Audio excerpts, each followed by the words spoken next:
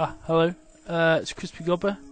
I'm just going to be doing a vlog today about why I make art, because I've made quite a lot of art videos on this channel, so I decided I'd explain why I actually do art, make it, and I'm going to discuss a bit about art as therapy, not very long though. So what I'm going to do is just have a bit of an artistic statement, if you will.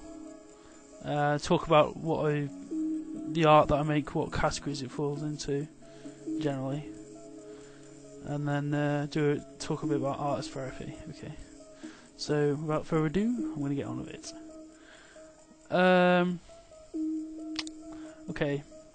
I think I make art out of necessity. My mind, due to my disorder, is a highly disorganised and confusing place, and as a consequence, I have a high amount of ideas but find it very hard sometimes to broadly express them in words or in language that is not visual. Much of my art, I think, subconsciously is about unification, and also paradoxically on the flip side, separation and alienation.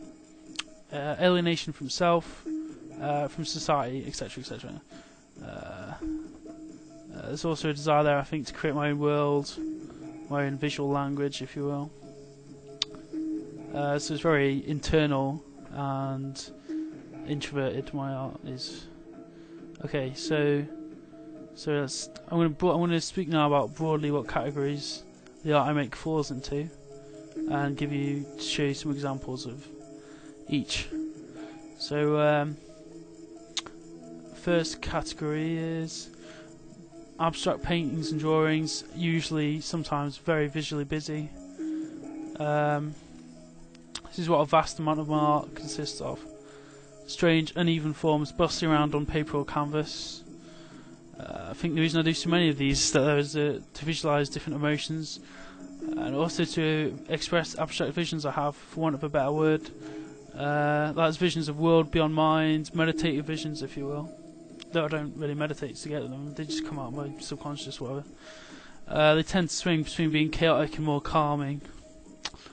Though I'm not obviously not the best judge of that. So anyway, I'll show you a few examples of these. This is a painting I completed last week. There we go. Bit abstract, thick lines and stuff. This is a painting, a big one I completed a few days ago.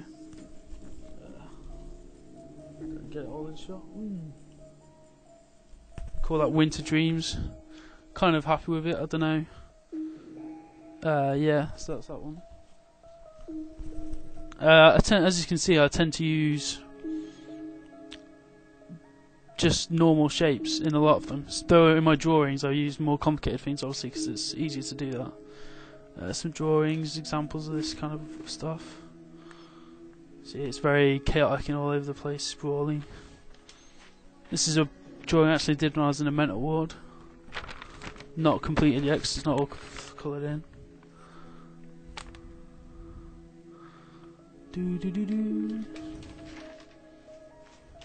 It's another just sprawling drawing. This is a drawing I just finished today, called Splinter in the Mind.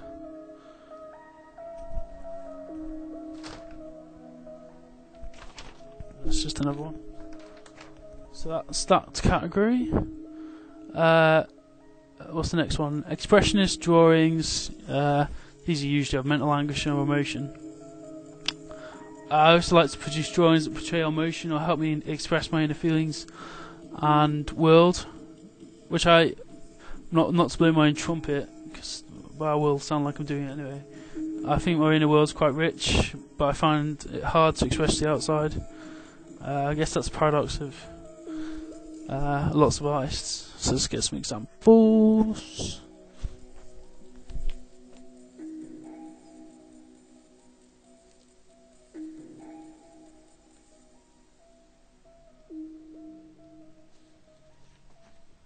So, Howl at the Moon is just the drawing I did the other day, sketch. The moon's often associated with mental illness, so I just decided to do that one.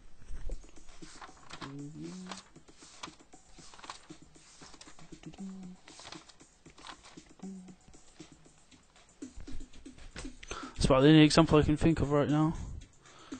So I'll just go on to the next one. Absurdist sketches. Don't do many of these, but these drawings of absurd creatures or creations that arise at my unconscious mind. Like surrealist drawings, dreams. It's kind of surrealism. This isn't a very good drawing, though. It's pretty crap. But the Spider King, the banker. Was it the Banker King of Spiders? Just random shit. Not very good drawing though, that isn't a silly example I can really find of that absurdist sketching. And just general drawings like landscapes or portraits, which I'm trying to improve my drawing to real life, so representation of real life stuff. So I'll show you a few examples of them I've done. So there's that. It's a self-portrait of myself smoking a cigarette. It's a landscape sketch I did the other day. If I can go to open.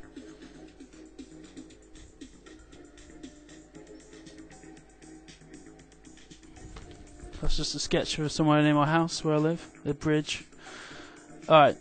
Now I'm going to move on to art as therapy. Just talk a bit about that. I think art is an effective therapy for me because it allows me to make flesh all the ideas and thoughts, both inspiring and horrifying, that plague my mind on a daily basis. It's almost as if I have a well of unconscious creativity that can tap into that is both a beautiful and terrifying thing. A bit like fire, if you will.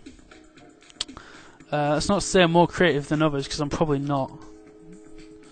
Most people have creative potential, but it's just that I think I have access to some sort of knowledge beyond my understanding. A sort of transcendental well of humanity. I am a mirror, and through that mirror is a reflection of us all. I don't know, it's kind of a bullshit pick way of trying to sort of describe it, I think. Anyway, art allows me to express many things. Well, everything really. It allows me to be a complete person rather than a broken husk, as I can integrate all the aspects of my personality into one united vision. I think that's all I've got to say, really. I could probably say more. I could probably go on for ages going on about shit, but I'm not going to bother because you probably don't want to hear it, do you? Anyway, yeah. Peace the fuck out.